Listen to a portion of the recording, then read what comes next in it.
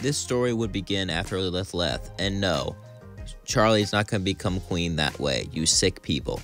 Anyway, as Charlie would be raised by Lucifer, she was in her teens, and Lucifer would begin to teach her things about ruling, about governorship, and this alternate timeline. Even though Lucifer was sad, even though he was depressed, he wanted Charlie to be a ruler because he failed his people, he failed his kingdom, and he wanted Charlie to take his place.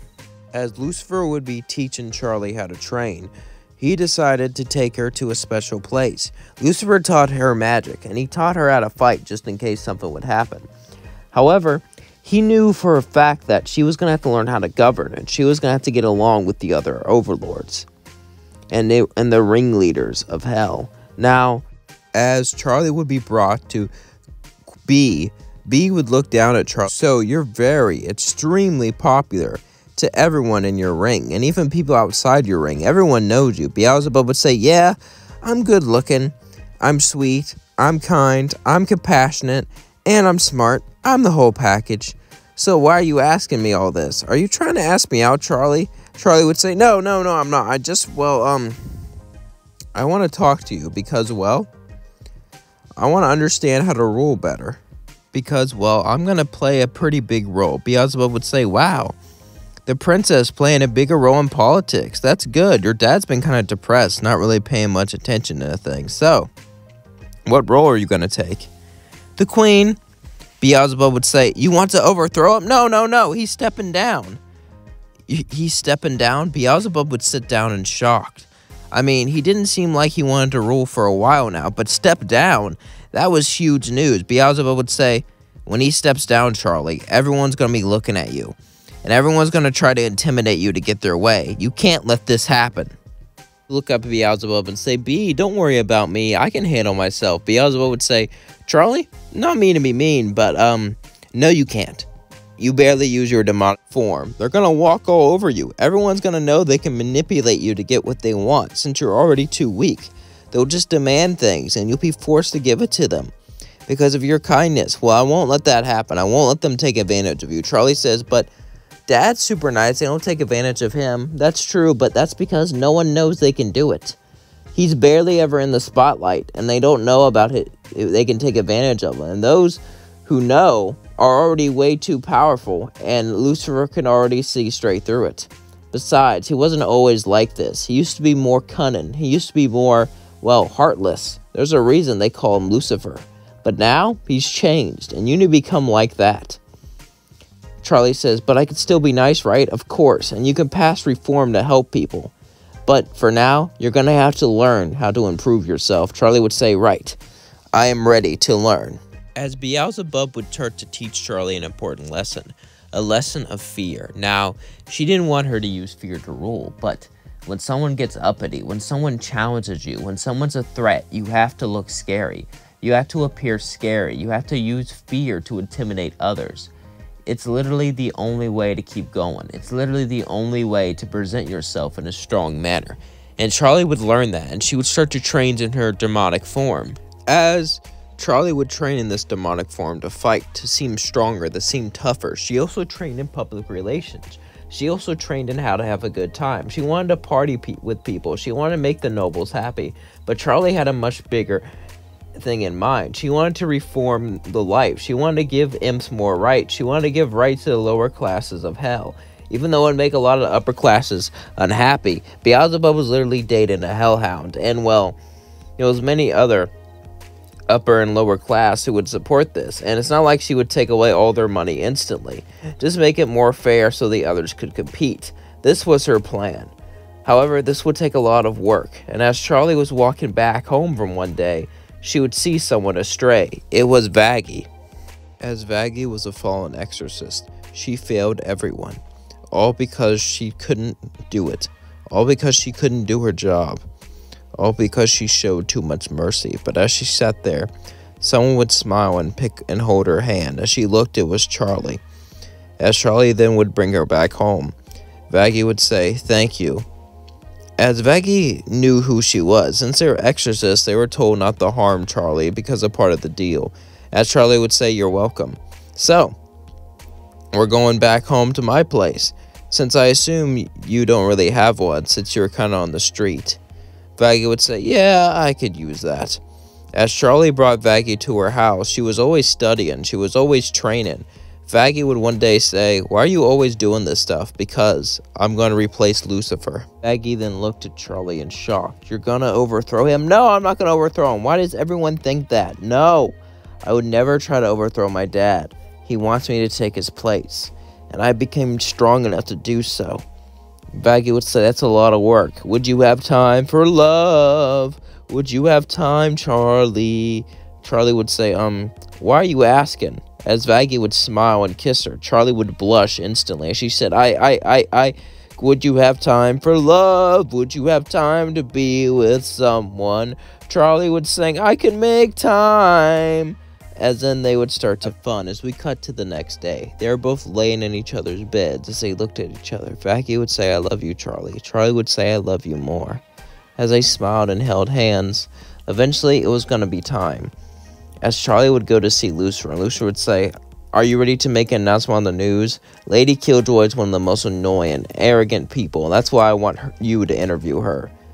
That's why I want you to be interviewed by her. I want you to show everyone how strong you are. I want you to strike fear in her heart, and I want you to inspire hope at the same time. Charlie says, I don't know if I can. Lucifer would say, you're my daughter. I believe in you. I would smile and say, thanks, Dad. Where are you going to go from here? Let's just say I have a feeling I know where your mother went. As he looked up at heaven, Charlie would say, what are you talking about? I need to give up power for good to do this, but it'll be better for all of us. And I think I have a way to save us all. And you have a way to improve us down here. It'll work out for all of us, you'll see. Lucifer said. It was vague, but he walked away. Vaggie said, are you ready? As Vaggie and Charlie held each other's hands, Charlie said, yes, I'm ready for the interview. Charlie would sit down. As she looked around, suddenly Lady Joy would look at her. So, you're a part of this interview. I hear that you're going to be the new queen. Why should we all respect you? After all, you haven't done much with your life. You haven't done much with anything. All you've done is sit around. At least Lucifer helped build everything, even if he hasn't been around much. So why should we respect a little, rich, pretty princess like you? Charlie would say, simple. Because you want to live. As in, Charlie would then, throw her out the window.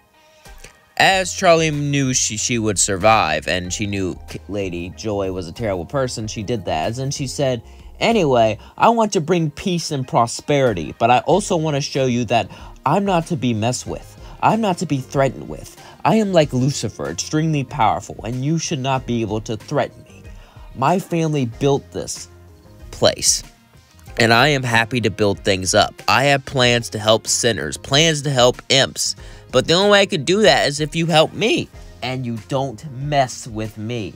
Isn't that right, Tom?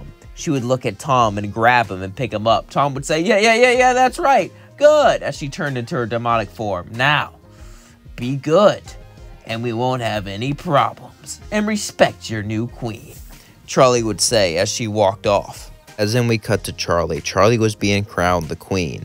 As Lucifer would step down, he would bow and put a crown on her head. She wouldn't wear it, but it was ceremonial. As she got up, she looked at all of them. As then suddenly, I think we need to put more business in my ring, Asmodeus would say. Beelzebub said, your ring is lust. We put enough there. Besides, the Pride ring already acts like Vegas. No, you underestimate my potential. Charlie would say, actually, we're going to invest in low-income areas to build them up and to improve all our rings overall. As in, some of them would look at her like they didn't want to do that, but then she went into her demonic form and would use fear to intimidate them. She didn't like doing this. She was a nice person, but she had to. It was the only way to show that she could rule. It was the only way to show that she could use power to help others, was to make those in charge scared. After all, no one wants to give up their power. It's just a fact. No one wants to lessen their power, but if they have to, then they will. Become a strict but fair queen. A queen that's improved the lives of imps, the lives of sinners, and other things, and have passed many laws to help them. However, extermination was still a big crisis, but mysteriously, it went away. She didn't know what her dad did and where he's been, but whatever he did, he caused the extermination to stop. Maybe one day she'll find out, but that'll be a tale for for another day. And that's going to leave things off. Don't forget to like, comment, and subscribe. And please share with all your friends because, well, the last 2 videos have dipped in views a bit. And you know how the month works. We got to get a certain amount of views to get a certain amount of watch time. We need that watch time so I can, you know, reach a threshold. Because to make any money on YouTube, you have to reach a certain threshold. So, yeah. Anyway, I hope you enjoyed this video. I know I enjoyed it. I think this could very much happen. Charlie could very much become the queen, considering how his dad doesn't really want to run things anymore. However, I don't think she wants to run things either, though. So that's like the biggest question. And Lucifer is such a big goofball. It doesn't make any sense. Especially since Helluva Boss takes place in the same exact universe. So why? Why is he such a goofball? How? I don't think he would make sure that all these cruel laws would be put in place. All these laws about imps and other people. I don't think he would allow that to happen. Since he seems like too nice of a guy, yet they still happen. I feel like that's such a big paradox. And the only way I could explain it is 2 things. One, he didn't know it happened, and it happened naturally, which is possible. It's possible that Lilith was the one who allowed all these cruel laws to happen. That Lilith controlled things behind his back. And he was so focused on Charlie and so focused on the things inside of his family, he didn't really realize it. That's one theory. The other theory is he was different. He used to be cruel himself. He used to be allowing this stuff to happen. And the biggest thing to support that is he allowed the exorcist to happen. He allowed it to happen even though, you know, he knew it was wrong. He just kind of gave up and just let it happen. So it's possible that he gave up a while ago and just let it all happen. But I don't know. He doesn't seem like the type of guy to do that because he has so much power. Even Beelzebub admits that she has a crush on him. So I feel like he could have stopped all these laws to happen, you know? And it's been, I don't think Lucifer lost all of his mojo as soon as he fell down. Even though the story says, but Lilith thrived, I think Lucifer still had a big, you know, hand in this. After all, he is the king. So I feel like they're going to have to explain how all these messed up laws happen when he was the king. Like, how did he allow this to happen? Did Lilith trick him? Was he a different person at a different time? Was he too depressed to care? I don't know. And what's your opinion on that? How do you think that was allowed to happen?